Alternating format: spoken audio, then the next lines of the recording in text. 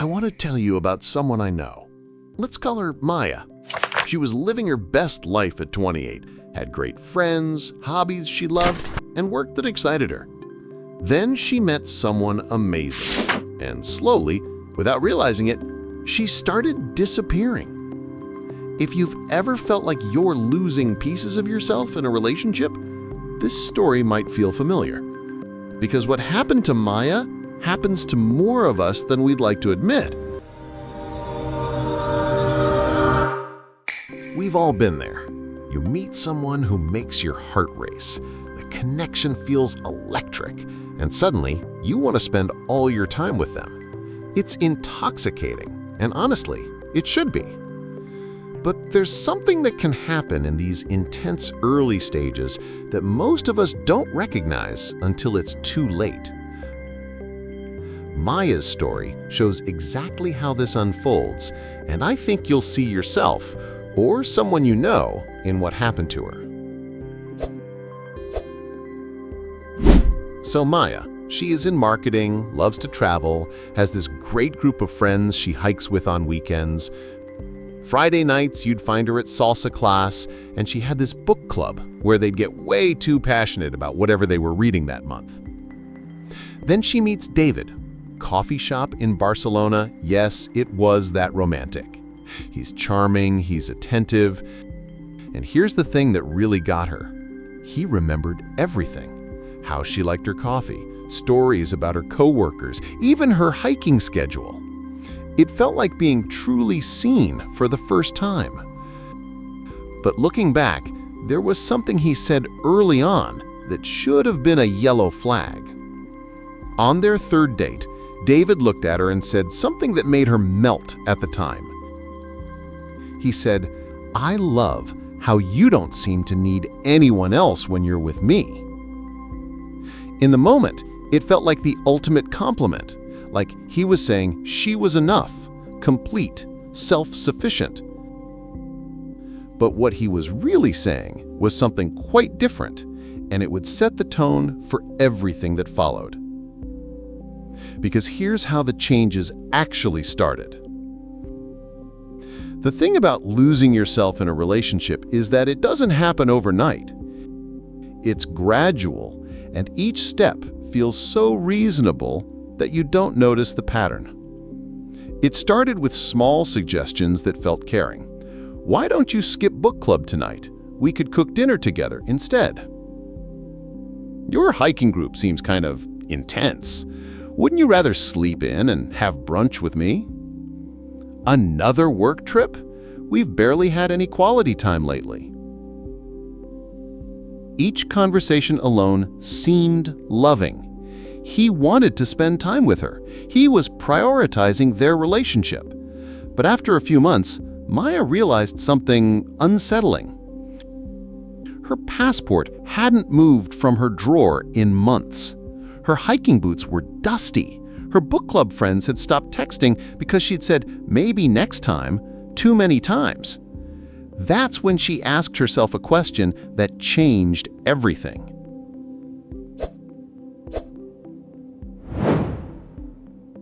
Jennifer was a graphic designer with a style so unique that clients would hire her specifically for her artistic voice.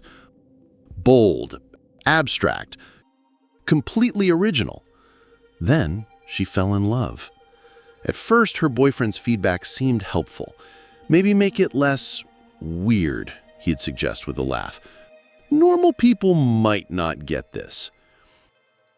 Within 12 months, Jennifer's portfolio looked like everyone else's. Her unique artistic voice, the thing that made her successful, had vanished. But here's the part that will shock you. She was grateful for his help. That's how deep the suffocation had gone. Now remember that question Maya asked herself. Here it is. Maya looked in the mirror and whispered, "Who am I anymore?" If you've ever asked yourself that question in a relationship, what I'm about to tell you could save your relationship or help you realize it's time to save yourself. Because there's something psychologists call emotional fusion, And it's happening in millions of relationships right now. Emotional fusion is when two people become so merged that individual identity disappears. It sounds romantic, but it's psychological suffocation. Here's how it works. Your brain starts making a deadly trade-off. You unconsciously think, if I become exactly what they want, they'll never leave me. But here's the cruel irony that most people never realize. The very thing you're doing to keep love alive is the thing that kills it. Your partner fell in love with your independence, your passions, your unique perspective. When you erase those qualities, you become a hollow version of the person they fell for. Don't believe me? Let me tell you about Tom and Lisa. Tom told Lisa something that destroyed their relationship with just one sentence. When you hear what he said, you'll understand why trying too hard to please someone can actually push them away. But first, there are 5 warning signs that you're losing yourself in love. If you recognize 3 or more of these, you need to pay very close attention to what comes next. Warning sign number 1, decision paralysis. You can't choose what to eat for lunch without considering their preferences. Number 2, social shrinkage. Your friend circle has mysteriously disappeared. Number 3, interest abandonment. Hobbies you once loved feel selfish. Number 4, opinion echoing. You find yourself parroting their views on topics you once felt strongly about. Number 5, future fusion. All your plans automatically include them. You can't imagine existing independently. Now, here's what Tom said to Lisa that ended their relationship. Tom fell in love with Lisa's ambition. She was getting her PhD while running a nonprofit. But after they got serious, she started prioritizing his schedule over her research. When she missed her thesis defense for his work dinner, he finally said it. "You're not the woman I fell in love with anymore." That woman wouldn't have missed her thesis defense for anyone. The woman he fell in love with was independent. The woman she became to keep him wasn't. So how do you know if you're losing yourself? There's one test that reveals everything. I call it the independence test, and it's terrifyingly accurate. The answer will tell you instantly whether you're in a healthy relationship or slowly disappearing. But before I give you that test, let me tell you what happened to Marcus, because his story shows just how far this can go. Marcus was the ultimate connector. He knew everyone, went everywhere, was invited to everything. Then he fell in love with someone who felt insecure about his social life. "It's just us tonight, right?" became her daily question.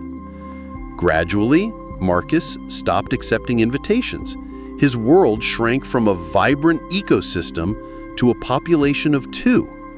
When the relationship ended 18 months later, Marcus realized something devastating. He had no one left to call. Now, here's that independence test I promised you. Ask yourself this question and answer honestly. Could I be happy, alone, right now? Not just okay, not just surviving, actually happy. If that question terrifies you, you've lost too much of yourself. If you can't answer yes immediately, you're not in love, you're in emotional dependency. But here's what Maya discovered when she finally escaped. Maya's awakening came when David said those words I mentioned earlier. Remember? The romantic-sounding warning sign. He said, "I love that you don't need anyone else when you have me." That's when she realized he didn't fall in love with her independence. He fell in love with the idea of conquering it. Maya did something radical. She ended the relationship and spent 6 months rebuilding herself. First, she called her hiking group. Then she booked a solo trip to Tokyo. She started reading books David had criticized. She remembered who she was before she became who he wanted. And here's what she learned. The most beautiful relationships aren't between two people who complete each other. They're between two complete people who choose to build something amazing together. Maya eventually found love again, but this time it was with someone who celebrated her independence, not someone who tried to cure her of it.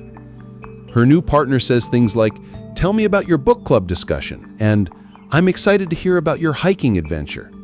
Because here's the ultimate truth. You can only truly love someone else when you haven't lost yourself in the process. The right person will expand your world, not shrink it. They'll be fascinated by your passions, not threatened by them. They'll encourage your friendships, not replace them. And they'll never, ever ask you to choose between loving them and being yourself. Because when you have to disappear to keep someone's love, it was never really love at all. So here's your homework. Take that independence test. Ask yourself if you could be happy alone right now. If the answer is no, it's time to start rebuilding yourself, whether you stay in your relationship or not. Remember Maya's journey. Remember Jennifer's lost artistic voice. Remember Marcus with no one left to call.